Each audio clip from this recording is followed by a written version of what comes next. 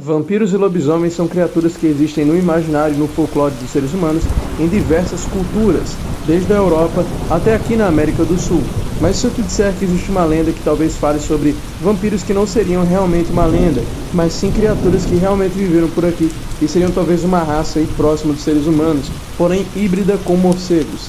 Essa é a lenda dos Cúpede. Eu não sei se é assim que pronuncia, mas a tradução disso seria os índios morcego.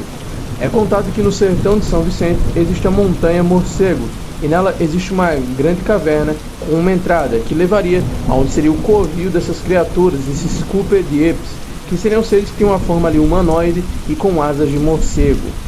Essas criaturas habitariam o local e seriam muito territorialistas, ou seja, elas teriam um grande senso de território e não gostariam que qualquer outra criatura adentrasse nele.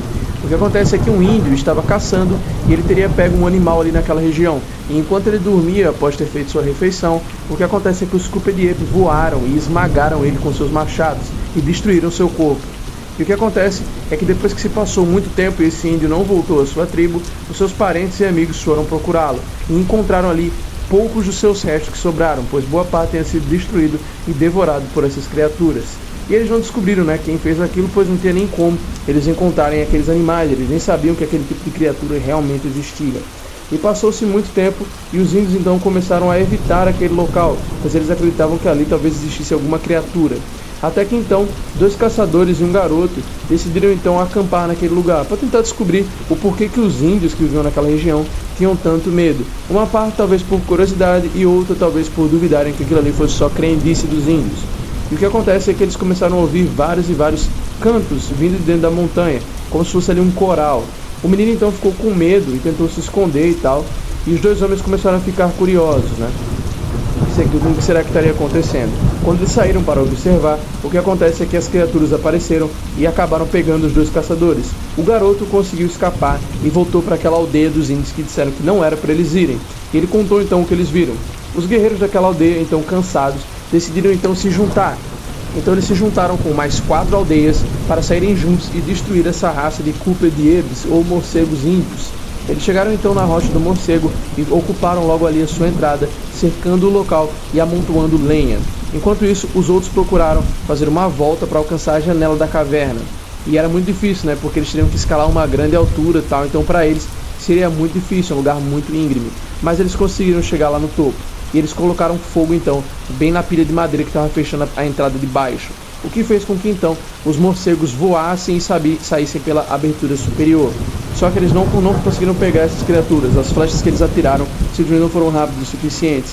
E é dito então que eles voaram para o sul e dizem que eles ainda moram por lá. Quando a fumaça diminuiu, então, eles adentraram na caverna para tentar ver se eles achavam alguém que sobrou ali ou alguma outra prova do que eles estavam fazendo ali dentro. Eles descobriram então diversos materiais ritualísticos e também armas deixadas pelos Cúpede em sua fuga. Bem no fundo da caverna, então, eles acharam também um garoto de 6 anos de idade.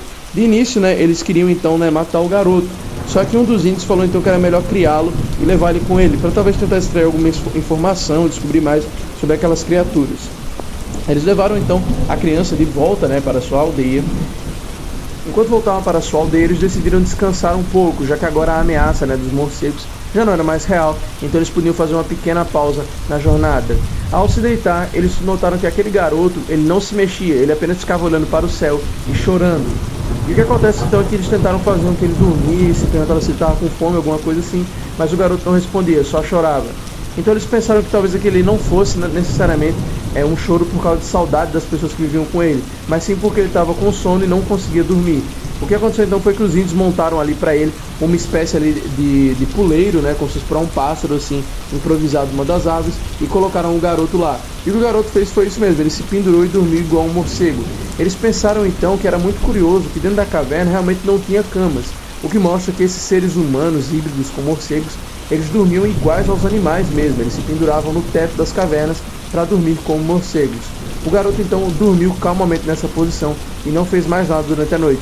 Eles estranharam aquele comportamento, alguns deles não dormiram para ficar observando o garoto, pois eles acreditaram que talvez o garoto fosse atacá-los enquanto eles dormiam.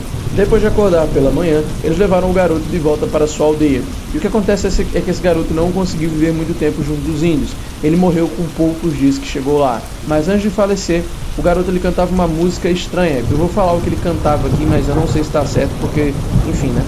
Ele cantava Uá, Clunan, Clocire, Clude, Pessitere. Eu não sei o que isso quer dizer, mas eles também não sabiam, porque isso provavelmente era um dialeto que os Cupidibes usavam. Então ele agarrou o cangote com as mãos e ele começou a dançar. Quando eles perguntaram por que ele fazia aquilo, eles disseram que naquela região onde ele morava, os seus companheiros de tribo, né, os outros morcegos, eles dançavam daquele jeito. Os índios então acharam engraçado e cantaram e dançaram junto com o garoto. Uma pena que ele não viveu muito, então nunca se conseguiu provar a existência dele ou qualquer coisa do gênero. Essa história ela meio que cai na linha de folclore, porém, esse conto ele foi recolhido entre os próprios Apinagés, que são essa comunidade de índios que ainda vive por lá até hoje, e ele foi compilado aí pelo pesquisador Kurt Niemendja no seu livro publicado The Apanaye, que foi lançado obviamente em versão inglesa pela Universidade Católica do American Press em Washington em 1939. Eles contam até hoje essa lenda e dizem que o garoto viveu pouco tempo lá, mas que ele era pacífico, diferente daqueles que moravam dentro das cavernas. Eles acreditam que talvez eles se tornassem mais agressivos durante a vida adulta, ou talvez eles fossem agressivos daquele jeito, talvez por uma má compreensão, talvez eles só fossem realmente territorialistas e quisessem um pouco ali de respeito. Mas o que acontece é que nunca vamos conseguir descobrir, porque a gente não sabe, né, se essas criaturas realmente existiam ou para onde elas foram. Outras lendas, né, relacionadas a essas criaturas também foram publicadas no livro Antologia de Lendas do Índio Brasileiro, publicado, né, pelo Ministério da Educação e Cultura pelo autor Alberto da Costa Silva, no ano de 1957, para ser mais exato. No primeiro livro que eu citei, das páginas 179 a 180, e nesse segundo livro, da página 215 até a 217, contém vários contos contando sobre essas criaturas aí. Essas criaturas, a princípio, muitas pessoas acreditam que elas tivessem hábitos vampirescos, né? Então talvez elas sobrevivessem se alimentando tanto do sangue de humanos quanto do sangue de outras criaturas. Talvez seja por isso que o garoto não viveu muito, pelo fato de ele ter se alimentado da dieta normal dos índios, e por causa disso ele veio aí a falecer. Essa lenda ela é muito famosa nessa região do sertão de São Vicente, mas ela se espalha até a parte da Serra do Roncador, onde muitas pessoas afirmam que é lá o local para onde eles voaram e foram morar. E é dito que se você ficar observando à noite, né, você ficar acordado durante a noite, você vai conseguir ver ainda assim esses índios morcegos voando com machados em suas mãos. Só que, pessoal, essa é mais uma daquelas lendas, né, que a gente não sabe se é verdade ou não, mas que é muito repassada. E o folclore brasileiro não é brincadeira não. Aqui no canal eu já trouxe vários vídeos sobre lendas brasileiras, como o caso do Boca de Ouro, e também várias histórias de lobisomem e outros animais bizarros que atacaram inclusive inscritos aqui do canal, que eu contei os relatos.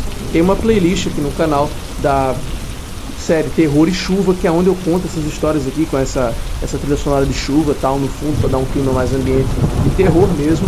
Eu recomendo que vocês confiram, vou estar deixando aqui no card e também na tela final do vídeo. Espero que vocês tenham gostado, eu agradeço pela sua audiência, peço que você se inscreva se você for novo por aqui, e também que você deixe um comentário aqui no vídeo para fortalecer e aumentar a relevância do canal dentro do YouTube, e também compartilhe nas suas redes sociais. Muito obrigado pela sua audiência, nós nos vemos no próximo vídeo, se cuidem e um forte abraço.